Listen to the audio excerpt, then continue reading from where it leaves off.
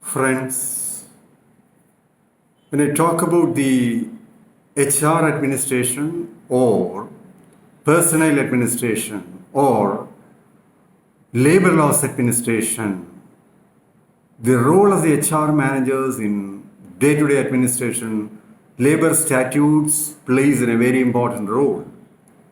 From the start, when an employee is recruited till his termination or retirement, there are a lot of labor legislations comes into operations.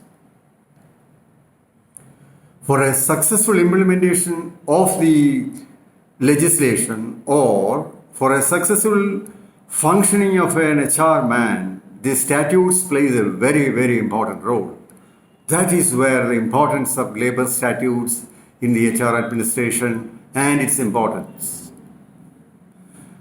There are around 44 central statutes for the government of India, and out of the 44 labor statutes, implementation part has become all the more difficult.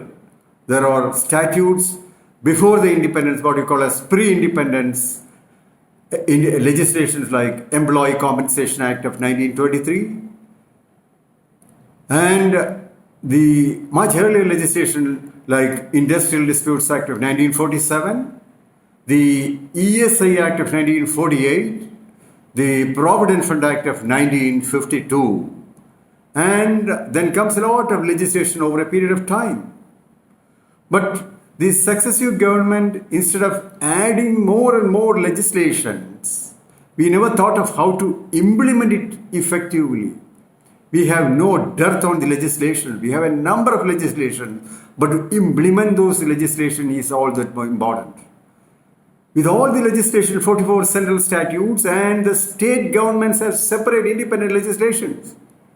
With all the legislation, whether the employees have got any benefit, that is the biggest question. As an HR manager, with all the labor statutes, whether the employees are getting any benefit out of that. There is evasion on the side of the employer because economically, employer wanted to save money. That is a trend of every employer, maybe except multinational companies. Whereas the major chunk of the Indian population is in the unorganized sector. Out of the 500 million workforce in India, only 5% of the Indian population have social security, or 5% of the legislations are applicable to the organized sector. The other 95% of the workforce doesn't have any legislation for them. There is no working condition, there is no leave, there is no overtime. So these statutes which we have enacted over a period of time, before and after the independence, have not played any importance to the unorganized workforce.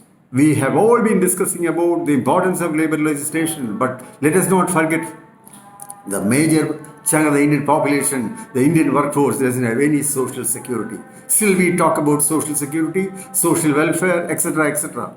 When the majority doesn't have any of the labor protection. So that is the reason why the present government thought to codify the legislation, to simplify the labor statutes, or what you call it, rationalize the labor statutes, so that the implementation part, the employer as well as the employee find it very easy to implement it. That is where the government thought it to ease up doing the business. When you make the process easy, more and more employees will come to India for investment. When I talk about the investment, India has got the highest democratic dividend. That when I talk about democratic dividend, the youngest population in the world. The majority of the Indian workforce are between the age of 20 and 50. They are very young, they are very capable of discharging their functions. Whereas if you look at China, China has got an aging population. So India, when we talk about the workforce, India has got the highest democratic dividend, that the entire world is looking at India for investment.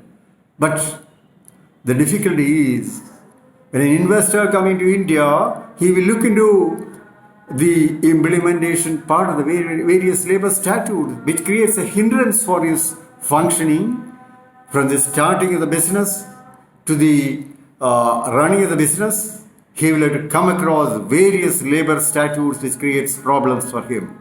That is why the present government thought of ease of doing the business by rationalizing the labor statutes into 4 codes, namely the important code is the code on wages. Number 1, the code on wages. Number 2 is the code on social security. And the number 3 is a code on industrial relations. And the number 4 is the code on safety and welfare and working conditions of the employees. Out of the 4 codes envisaged by the government of India, only the first code on wages have already been enacted. It has been passed with both the Parliament, upper house and lower house, and got the assent of the president on 8th August. And the rules have also been framed, and the objections have been called for, and the government of India is planning to notify the rules on code on wages. So when we talk about code on wages, we all in the organized sector, I'm talking about organized sector, we come across code of the Act on Minimum Wages of 1948. Unfortunately, minimum wage notification covers more than 1,700 notifications by each state governments altogether. And over and above, the central government has got a central minimum wage notification. So there is a mixture of central and state, and this much of legislation has created really havoc, and the implementation part, various return filing, etc., to the various authorities have become a very difficult task. That is why it has been codified into our code on wages. Along with that, the Payment of Wages Act of 1936, a statute which we never think about it, because majority of them we are not concerned with the Payment of Wages Act, except in the case of disbursement of the salary. In the case of employers having more than 1,000 employees, the Payment of Wages Act stipulates up to 1,000 employees, the payment has to be disbursed on or before 7th. And if it is more than 1,000 employees, the payment has to be disbursed after 10th of the succeeding month. And it provides various deductions, authorized deductions, fines, etc., under the Payment of Wages Act. So that is the reason why we don't bother much about, HR managers don't bother much about the Payment of Wages Act. The third legislation included in the Payment of Wages Act, the Equal Remuneration Act of 1976, that is also, we're not much bothered about it, because it only envisages that male and female employees should not be distinguished for the purpose of wage. So that has also been included under the Code on Wages. The fourth legislation is the Payment of Bonus Act of 1965. That the Payment of Wages Act applicability arises only a slightly bigger establishment where 20 or more employees are employed on any day during the preceding 12 months, the Bonus Act applies. The Bonus Act says if you have put in 30 days of service, you are entitled for bonus. So these 4 legislation, I am repeating, for the purpose of Code on Wages, the Payment of Wages Act of 1936, the Minimum Wages Act of 1948, the Equal Remuneration Act of 1976, and the Payment of Bonus Act of 1965. These are the 4 legislation which have been codified into Code on Wages. It has got the assent of the President. It has become an act right now. We are all waiting for the rules to be notified.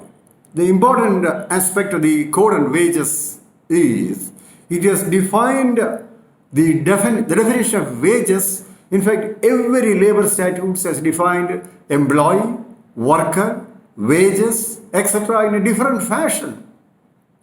And the contents many times overlap. The distinguishing between the definitions are also difficult. As a result, litigation multiplies.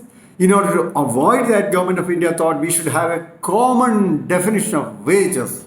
It has been simplified. That is one of the very one of the important aspect of the code on wages. So let me conclude here on the main guidelines of the aspect of the code on wages. Thank you very much.